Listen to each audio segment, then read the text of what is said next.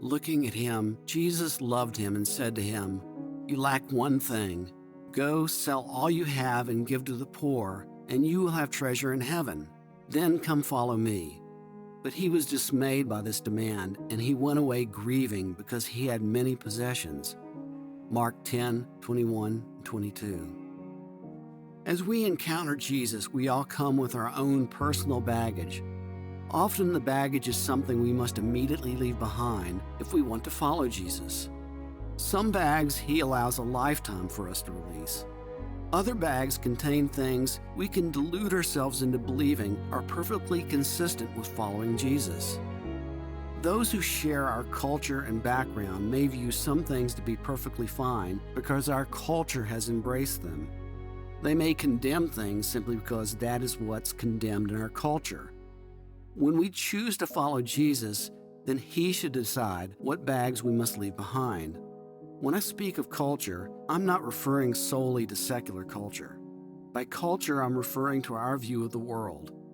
This will be a combination of what we have learned from secular culture and also the culture of our religion, churches, and all spheres of influence. People from every culture, time, and ideology have tried to appropriate Jesus or claim that God was on their side. The reality is that Jesus is beyond any man-made ideology, culture, party, or worldview. We have to leave behind the baggage of our politics, practices, worldly religion, and even our cultural identity to seek him. Jeremiah tells us of God's promise. "You will seek me and find me when you seek me with all your heart." Jeremiah 29:13. Suppose a portion or the preponderance of our identities is tied to our political view of the world, our national identity, our racial, social, or even familial ties. In that case, that is part of us that we may have made unavailable to give to God. We can't seek him with all our heart if any part of our heart is committed elsewhere.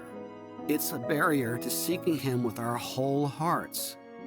Like the rich young ruler, I think many have walked away from Jesus' call in their lives. Unlike him, though, they don't grieve because they are misled into believing that they can both have Jesus and keep their treasure. What is needed is to do the hard work of giving their attachments and culture to the biblical Jesus, with permission to mold them in his image. This is true of conservatives and liberals alike. Jesus isn't available as either a liberal's mascot or a conservative's soldier. He isn't a white European or a black African.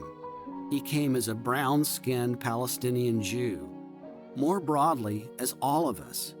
He calls us out of those ways of thinking. Because we are called to love both God and neighbor, there may be times when we defend values that the world defines as conservative or progressive.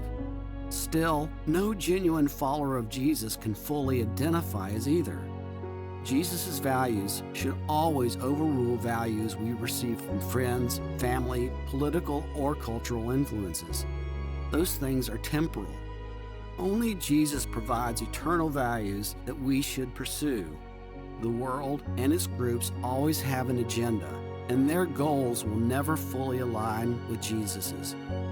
For lovers of Jesus, following our culture, liberal or conservative, and simultaneously following Jesus isn't an option. Many are put off by the republicanism of their churches, only to exchange it for a democratic church. Some are so offended by what they see as dishonest and unkind behavior that they reject Jesus as well. Today's verse to consider: do not conform to the pattern of this world, but be transformed by the renewing of your mind. Then you will be able to test and approve what God's will is, his good, pleasing, and perfect will. Romans 12:2.